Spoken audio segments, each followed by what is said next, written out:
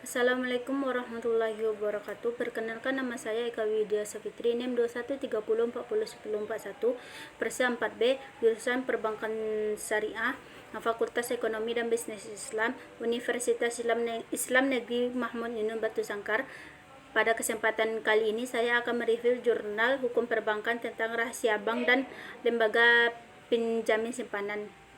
Yang pertama yaitu kajian hukum mengenai peran dan fungsi lembaga penjamin simpanan dalam menjaga simpanan nasabah perbankan. Pertama yaitu Adianto Adihi Nagroho Sugianto, nama jurnal Yaris.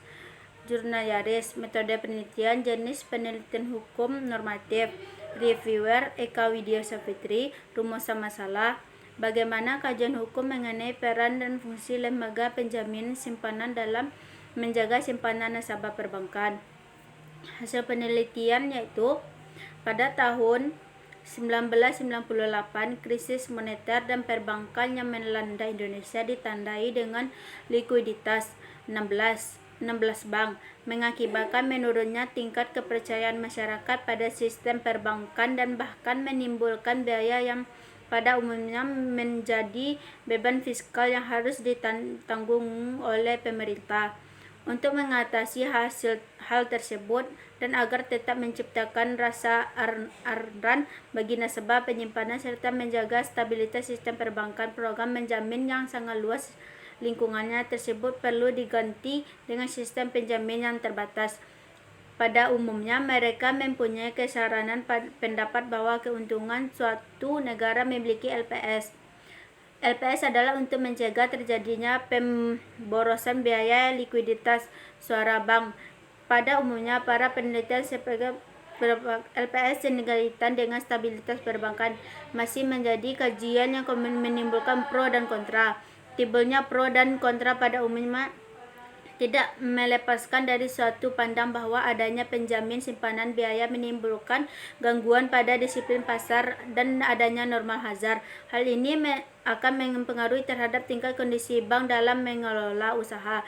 Dalam kajian tersebut dan menyimpan bahwa adanya LPS secara signifikan menurunkan disiplin pasar dengan argumentasinya bahwa bila simpanan dijamin akan kecenderungan pihak dan bank untuk meningkatkan daya tarik produk simpanannya dengan cara menaikkan suku bunga yang jauh berada dengan tingkat bunga di pasar.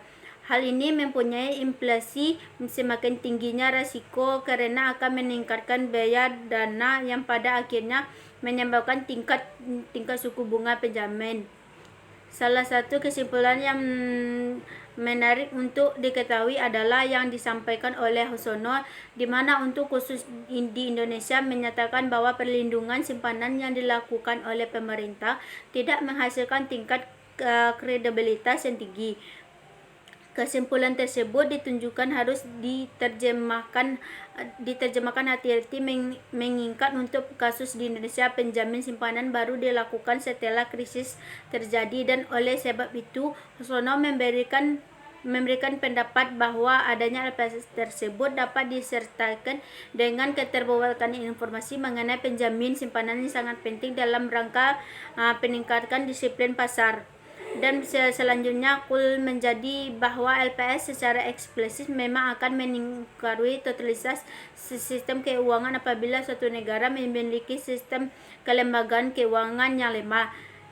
Sejalan dengan apa yang dilakukan, maka disiplin pasar sangat penting berkaitan dengan probabilitas kegagalan bank dan kesempatan LPS dalam meninggalnya. Untuk itu, bank harus dapat memberikan informasi secara jelas dan terbuka berkaitan dengan status keuangan bank pada publik agar pasar dapat meresponnya dengan tepat. Dan di samping itu pula, untuk memperkaitan norma hazard dapat diatasi melalui pelaksanaan yang efektif berkaitan disiplin pengawasan serta melalui berbagai regulasi. Stabilitas perbankan dalam melaksanakan resolusi bank apabila yang menyangkut bank gagal sistemnya yang harus dilakukan untuk bank gagal sistematik yang harus diselamatkan. Hasil studi menjelaskan bahwa LPS dapat menjaga tingkat disiplin pada pasar dan minimal normal hazard apabila nasabah yang dihadapi bank dapat ditanggapi secara cepat melalui informasi langsung dari LPS menjaminnya. Salah satu pertimbangan didasarkan pada perhitungan biaya yang lebih rendah antara menyelamatkan bank tersebut dengan membayar ke lain pinjaman, sedangkan keputusan untuk menyelamatkan bank gagal yang terdampak sistematik ditempat dan diserahkan oleh Komite Koordinasi yang terdiri dari Menteri Keuangan, Gubernur Bank Indonesia, dan Ketua Dewan Komisaris. Yang kedua yaitu pertanggungjawaban tidak pidana perbankan terkait dengan informasi kerahasiaan bank. Penulis Arifin Nurhan Wanda, nama jurnal Criminal Law, metode penelitian yaitu berjenis penelitian hukum normatif, review Eka Widya Savitri. Rumusan masalah yaitu yang pertama, bagaimana pertanggungjawaban tidak pidana perbankan terhadap dengan informasi kerahasiaan bank. Hasil penelitiannya yaitu penelitian ini bertujuan untuk menganalisis pertanggungjawaban tidak pidana perbankan terkait dengan rahasia bank. Hasil penelitian menunjukkan pertama, pihak yang dimintai pertanggungjawaban pada pidana terjadi tidak pidana terkait rahasia bank, antara lain Dewan Komisaris, Direksi, pegawai bank, pihak terrelasi atau lainnya yang dengan sengaja melakukan tidak pidana terkait rahasia bank. Yang kedua, pertanggungjawaban pidana atas terjadinya tidak pidana yang berkaitan dengan usaha bank dapat dijadikan kepada anggota Dewan Komisaris, Direksi, atau pegawai bank yang dengan sengaja melakukan suatu tidak pidana. Pada dunia perbankan, nasabah merupakan konsumen dari pelayanan jasa perbankan. Pada pasal 40 ayat 1 Undang-Undang Perbankan mewajibkan bank untuk menjaga rahasia bank, yang menyatakan bahwa bank wajib merahasiakan keterangan mengenai nasabah, menyimpan dan simpanannya, kecuali dalam hal sebagaimana dimaksud dengan pasal 41, 41A, 42, 43, 44 dan pasal 44A Undang-Undang Perbankan atau Republik Indonesia tahun 2004. Jenis tidak pidana di dunia perbankan adalah yang berkaitan dengan Jonker 2009, perizinan tidak pidana bank gelap, rahasia bank, usaha bank, dan pengawasan dan pembiayaan bank.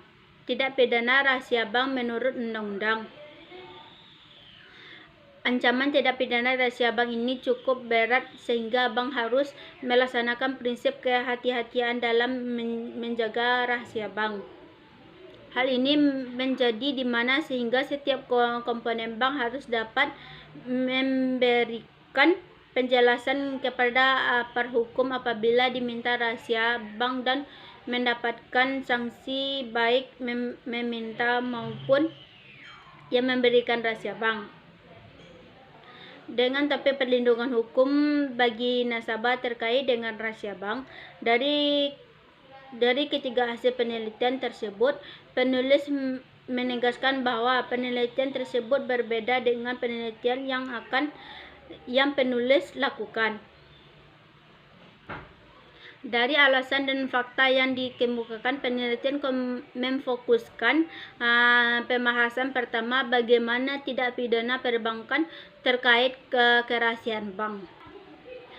Penelitian hukum normatif ini juga akan dipadukan dan diperkayakan dengan metode penelitian yang telah dimulai lazim digunakan dalam berbagai penelitian.